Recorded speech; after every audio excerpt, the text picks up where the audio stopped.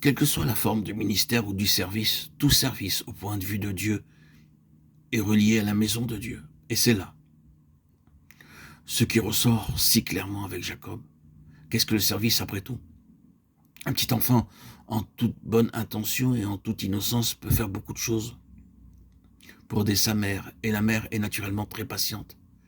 La mère ne punit pas l'enfant. Elle est très bien. Elle sait très bien que son enfant a de bons désirs et voudrait réellement l'aider. Mais pauvre mère. On entendra la mère dire parfois naturellement ma fille veut m'aider. Mais elle ne se doute pas de tout le travail qu'elle me donne, de tout ce que j'ai à nettoyer après elle et du peu d'aide qu'elle m'apporte réellement. Cela est pardonnable aux enfants, mais lorsque nous considérons sérieusement la question du service, comment le comprenons-nous? Nous dirons certainement que le service en vérité et en réalité est ce qui accomplit le but que nous avons en vue. Et nous approuvons tous ceux qui y contribuent dans ce sens. Maintenant, vous aidez réellement. Maintenant, nous arriverons à quelque chose.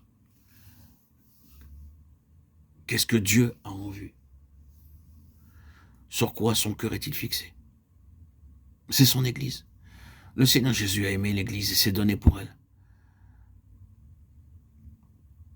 C'est pourquoi, à la lecture du livre de la Genèse,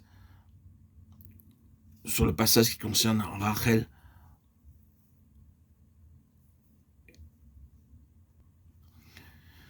Genèse 29, 15, 18,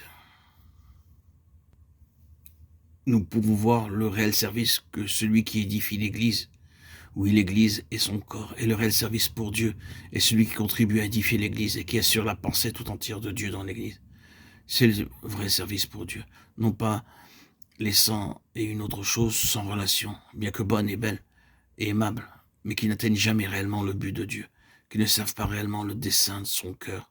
En ce qui concerne Dieu, c'est dans cette ligne que la vie opère. La loi de l'esprit de vie opère dès que nous entrons activement en ligne avec le but de Dieu, le dessein de Dieu, avec les pensées de Dieu, qui toutes sont liées à son Église. Car nous avons vu la foi d'Abraham aboutir au fils en Isaac, et maintenant en Jacob l'état de fils est repris pour se poursuivre. Nous voyons donc en Jacob le véritable esprit du fils dans le service qui ne peut jamais être réellement satisfait par quelque chose de moindre qu'une église selon l'esprit. Et tout cela nous amène à Léa et à Rachel. Jacob avait servi durant 7 ans pour Rachel, mais Laban l'avait trompé et lui avait donné Léa. Léa n'était pas l'objet du cœur de Jacob. Il ne pouvait donc pas être satisfait par cela. Par elle. Il aurait pu l'être. Il y avait en Léa des traits agréables. Léa avait les yeux délicats. C'était évidemment quelque chose qui, dans un certain domaine, devait plaire à un homme. C'était quelque chose d'attrayant en elle. Et il y avait d'autres choses encore. Léa, sans aucune difficulté, donna à Jacob une famille. Et Rachel en était incapable. Jacob aurait pu dire, eh bien, Léa n'est pas si mauvaise. Léa n'est pas celle que j'avais désirée, mais il y a de bonnes choses en Léa. Je m'établirai et en serai satisfait. Mais non, Léa n'était pas l'objet de son esprit, de son cœur, de son être intérieur. Et Jacob ne saurait se contenter de quelque chose de moindre que cela.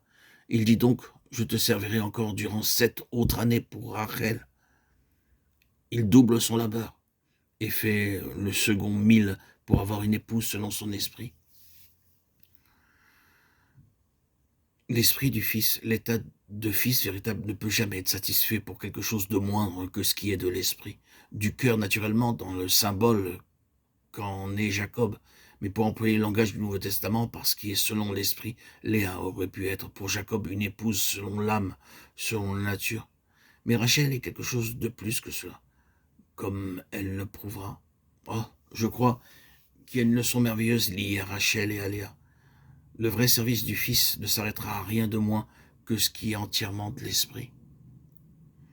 Le Seigneur Jésus, le vrai Fils et serviteur de Dieu, celui en qui est le véritable esprit de Fils et en qui est le véritable esprit du serviteur, ne peut jamais être satisfait d'une Église qui serait simplement extérieure et formaliste et naturelle, malgré tous les beaux traits qui peuvent s'y trouver.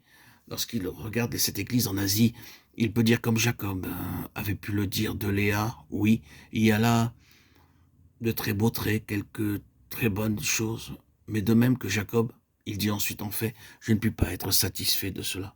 Cela ne répond pas à mon cœur, ce n'est pas selon mon esprit, Ce n'est pas pour cela que j'ai travaillé, peiné et souffert. J'ai besoin de quelque chose de plus que cela, pour satisfaire mon sens le plus profond et le plus intime de ce qui est vrai, de ce qui est bien, de ce qui répond à la pensée de Dieu. C'est ainsi que ce qui est bon doit être subordonné à ce qui est meilleur. L'esprit du service est toujours fixé sur la pensée tout entière de Dieu pour son Église, la fiancée, l'épouse, et ne saurait jamais être satisfait par quelque chose de moindre. L'état de fils agit dans cette ligne. Je ne sais pas comment il pourrait se manifester autrement que cela. Je crois, bien aimé, que c'est là l'esprit de fils, l'esprit du service. Plus l'œuvre de Dieu est profonde en nous, plus nous souffrirons pour l'Église, à moins, et moins nous pourrons être satisfaits des choses telles qu'elles sont parmi le peuple de Dieu. C'est ainsi que Rachel est le résultat de la souffrance de l'esprit.